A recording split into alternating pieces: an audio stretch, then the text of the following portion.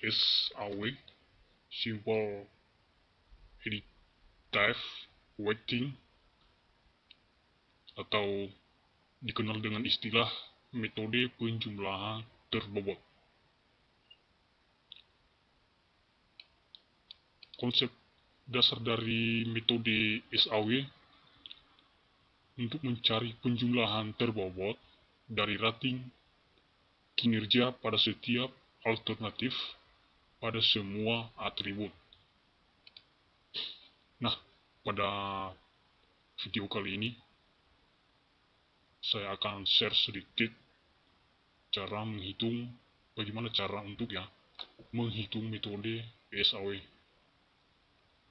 di mana perhitungan metode SAW ini kita hitung pada Excel. Jadi saya sudah susun dan saya akan jelaskan bagaimana cara untuk menghitungnya. Di sini sudah ada penjelasan langkah-langkah dalam SAW itu: menentukan kriteria dari alternatif. Kedua, memberikan nilai bobot pada masing-masing kriteria. Membuat matriks untuk normalisasi. 4.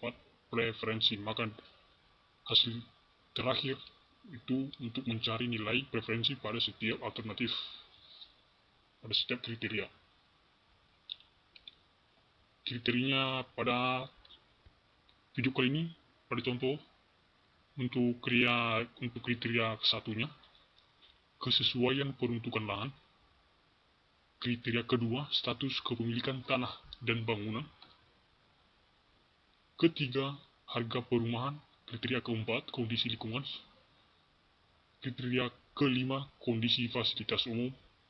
Kriteria keenam, kondisi rumah dan jenis bangunan. Jadi ada kasus seorang konsumen ingin membeli rumah di daerah Medan Johor. Konsep kasus pada video kali ini, contohnya seorang konsumen ingin membeli rumah di daerah Medan Johor. Untuk alternatifnya ada 5. Jalan Asrama Mutiara, alternatif ke-1. Untuk alternatif kedua, Jalan Damai. Untuk alternatif ketiga, Jalan Bakti Luhur. Keempat, Jalan Sisingamangaraja. Di alternatif kelima, berada pada Jalan Setialuhur. Alternatif 5, kriteria penilaian ada 6.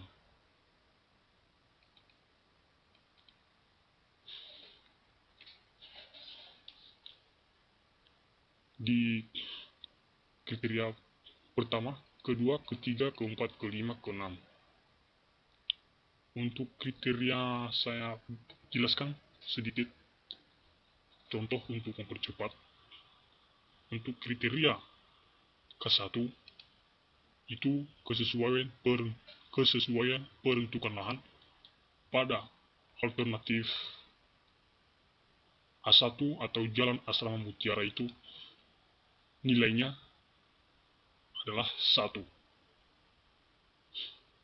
Misalkan untuk kesesuaian peruntukan lahan, kita bisa menyimpulkan analisisnya sebagai berikut. Ada 4 macam option, ada 4 macam poin penilaian pada peruntukan lahan tersebut. Misalkan hanya kawasan perumahan pada tanah mungkin milik pribadi si penjual, atau kawasan perumahan tanah milik negara B. Kemudian kalau misalkan penilaian kita sebagai pembeli pada saat kita survei atau analisis, untuk C-nya itu mungkin rawan bencana untuk peruntukan lahan. Kemudian D mungkin kawasan peruntukan yang tidak ada perumahan.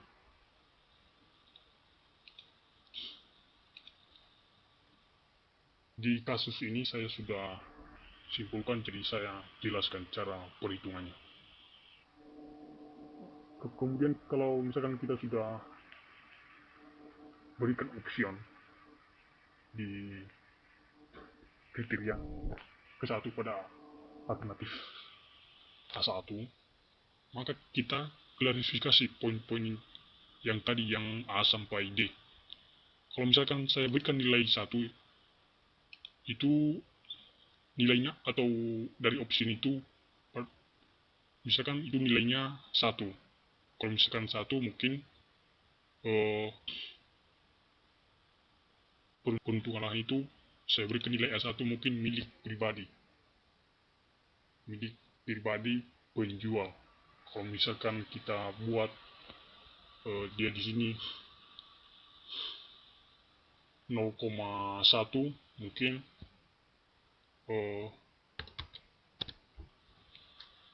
penilaian kita buruk, seperti begitu. Penilaian buruk pada option-option yang saya jelaskan tadi pada BCD.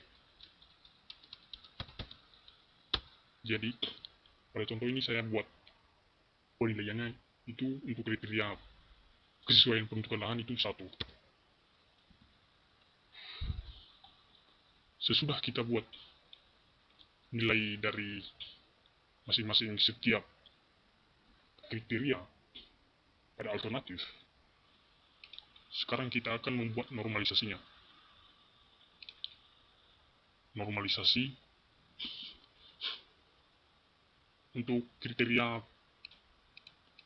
K1 ini yang menjadi keuntungan ataupun benefit di antara 5 alternatif yang sudah dinilai, yang paling nilainya besar, atau kita ada option benefit keuntungan.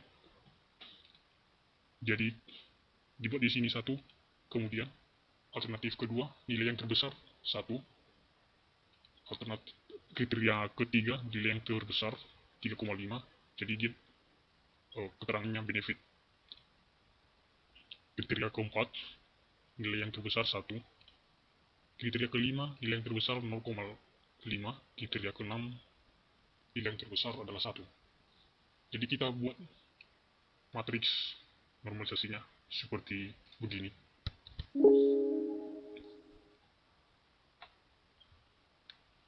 Misalkan kita buat seperti begini.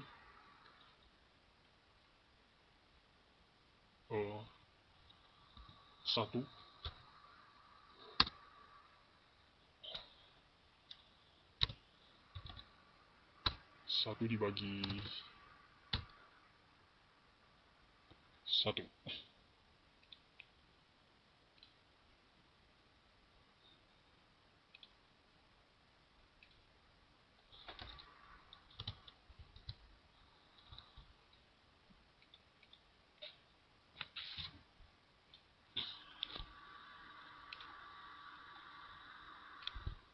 Dibagi 1 dari nilai, dari mana 1 dibagi 1 ini? Dari alternatif kriteria ke-1 itu nilainya itu baik ya. Misalkan baik, kita buat 1 dibagi nilai keuntungan atau nilai yang terbesar 1.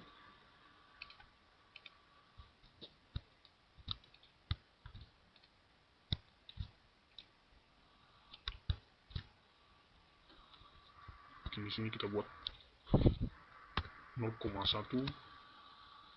dibagi 1, 0,1 dibagi 1,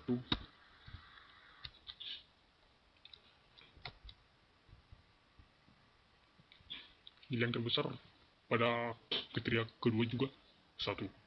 Sama saja.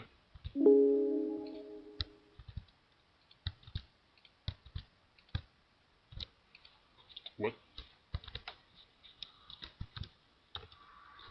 0,5 0,5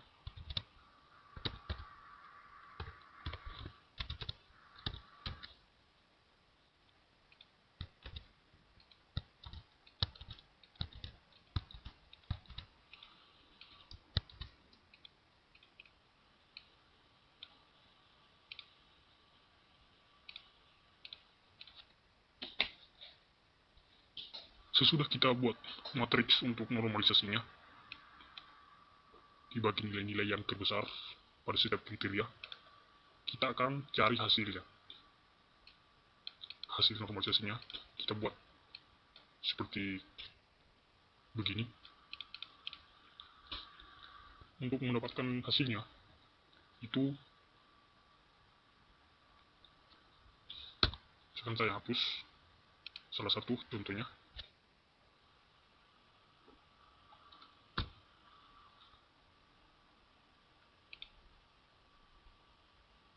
Dikali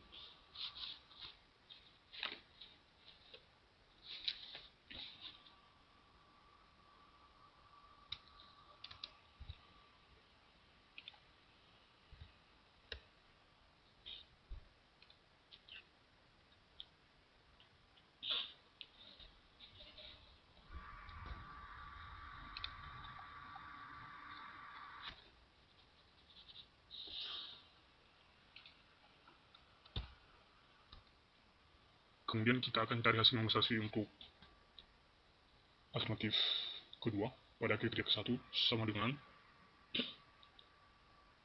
nilai dibagi nilai tertinggi, baru muncul hasilnya 1,0. Nah, dan begitu sampai seterusnya.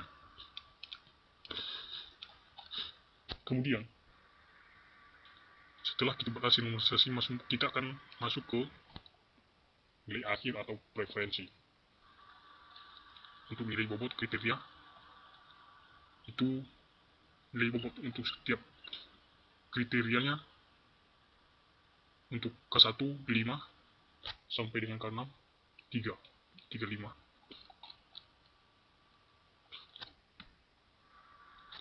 Untuk nilai bobotnya ya, jumlahnya 26 kurang dari 1,00.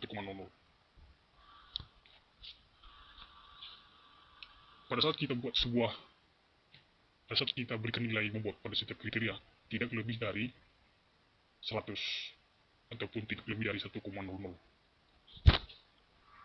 pas ataupun di bawah dari 1. Kemudian kita akan buat nilai akhirnya. Untuk nilai akhirnya saya akan hapus, saya buat contoh. Untuk mendapatkan nilai akhir itu nilai hasil normalisasi dikali dengan nilai bobot per kriteria, jadi sama dengan 1,0 dikali nilai bobot, maka hasilnya 5,0, dan begitu seterusnya. Untuk mendapatkan nilai akhirnya itu kita akan menjumlahkan secara keseluruhan dari kriteria K1 sampai kriteria K6 pada alternatif ke-1, yaitu untuk hasilnya sama dengan sum, kita akan blok, maka hasilnya 26, dan begitu sampai dengan kriteria ke-6 dengan alternatif ke-5. Untuk menentukan hasil nilai akhirnya itu adalah untuk mencari nilai tertinggi. Nilai tertingginya berada pada alternatif ke-1 26. Maka dari hasil perhitungan preferensi dapat ditentukan alternatif untuk pembelian rumah yaitu dengan nilai tertinggi 26 pada alternatif A1 yang berada pada Jalan Asrama Mutiara.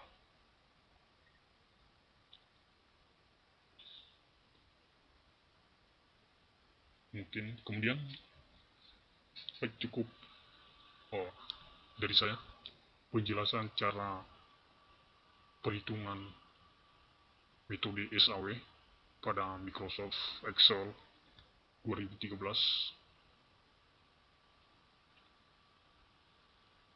Terima kasih. Kalau ada pertanyaan silakan di kolom komentar. Dan jangan lupa untuk like dan subscribe. Semoga kita dan Anda semua dapat mengerti. Kalau masih belum paham, bisa di komen di kolom komentar.